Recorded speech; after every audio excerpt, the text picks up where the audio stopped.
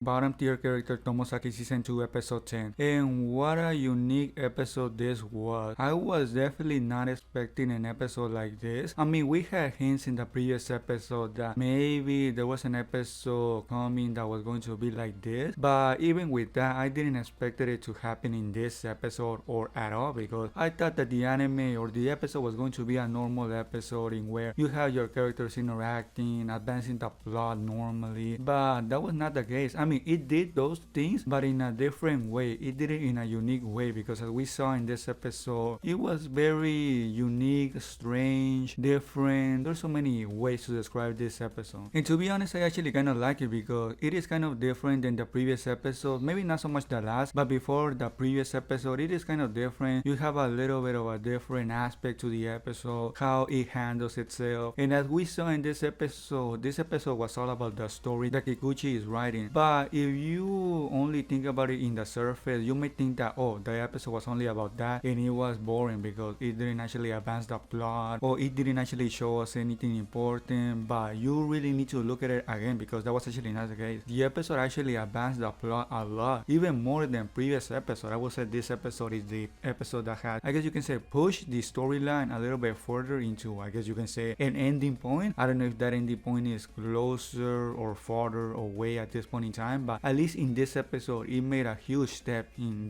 moving the story forward, because that story that Kikuchi is writing is huge, because you see the characters of Libra, Chris, and Arcia. I think those are the characters. Those characters are actually in a way representative of what is happening in the real world, or what is happening to the real characters, because as we saw in this episode, you have the character of Arcia, which is basically this mature character, this character that has no flaws, this character that seems too good to be true.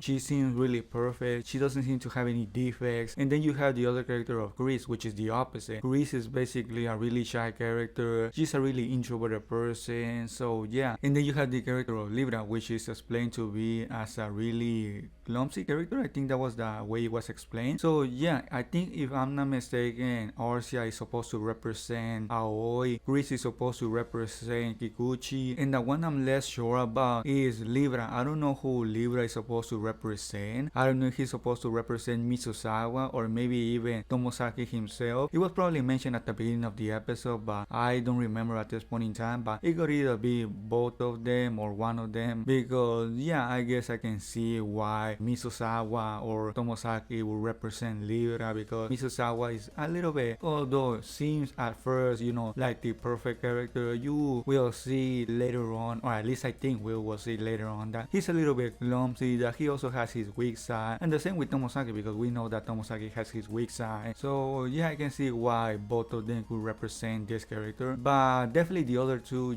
Chris and Arcia, are represented by Aoi and Kikuchi. And this tells us a lot about what potentially is going to happen in the future, because in a subtle way Kikuchi is writing about herself. Tomozaki realized that in this episode. So depending on how she ends the story is how she feels about herself. So for example, if she ends up with, in this case, Libra, then that would mean that maybe she wants to, move herself a little bit forward. And what I mean by this is, change herself, take a step forward. Maybe if, Libra represents a Tomozaki, date Tomozaki. Yeah, I think that is what potentially can happen regarding how Kikuchi, decides to end the story. And the other huge thing that this story brought us is that, and this is something that I definitely wasn't expecting, is that the story is making it that for the first time Tomozaki is actually interested in learning a little bit more about Aoi, because out of all the things that maybe I could have thought of that maybe could have incentivized Tomozaki to learn a little bit more about Aoi, I never thought that it was going to be this story. But yeah, apparently it is actually this story, that thing that is making him want to learn a little bit more about Aoi. And we got some little hints here and there in this episode that there's definitely something more going on in Aoi's backstory that we still don't know about, because to be honest, at this point in time, Aoi is a really mysterious character. I don't know how to exactly define her, but yeah, she is this sort of mysterious character that she puts off this facade or this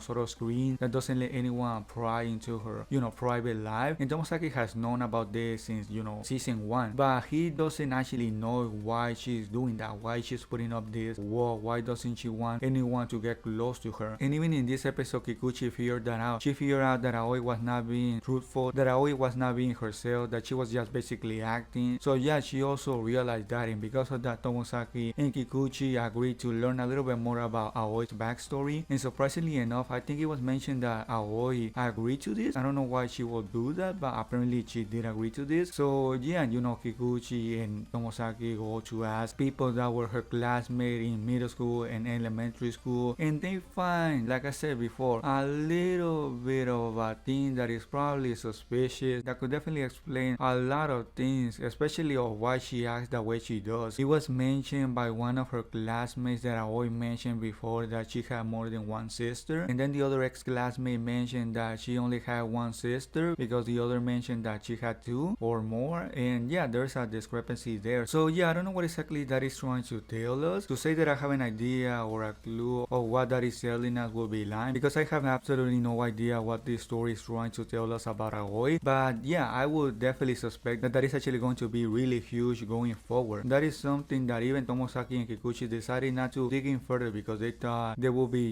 violating, Aoi's trust. So yeah, they decided not to do that. The other big thing that happened in this episode was at the beginning of the episode when we saw Minami and Tomozaki had some time together. We saw again Minami acting a little bit jealous, so she decided to invite Tomozaki to be alone. And yeah, in that scene between Tomozaki and Minami actually confessed again. It wasn't actually, a straight up confession, or actually it was, because when you think about it, she actually said straight up that she liked Tomozaki. So I guess you can say that was another confession. But yeah, that was basically everything that happened in the episode. If you don't want to miss any episode reviews, please subscribe to the channel. Also, if you enjoyed the video, please give it a thumbs up. And yeah, that will be everything by me. And I guess I'll see you all in the next episode review.